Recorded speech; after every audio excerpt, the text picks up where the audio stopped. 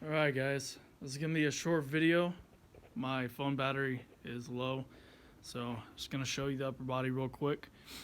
I designed a T sort of arm bar that allows a linear actuator in the back and the front. The chest is really tight to the body, gives a really good articulation. And let's show you the back of it real quick.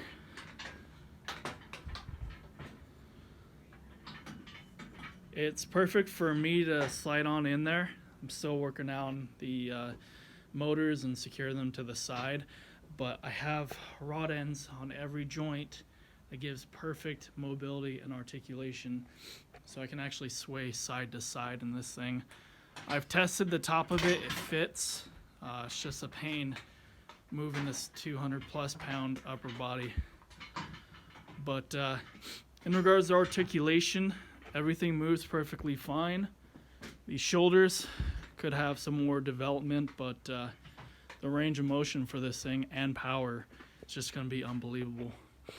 If you guys have any recommendations, or you would like to leave a comment, ask me whatever, or tell me what you'd like to see in the suit, just let me know. You guys take it easy.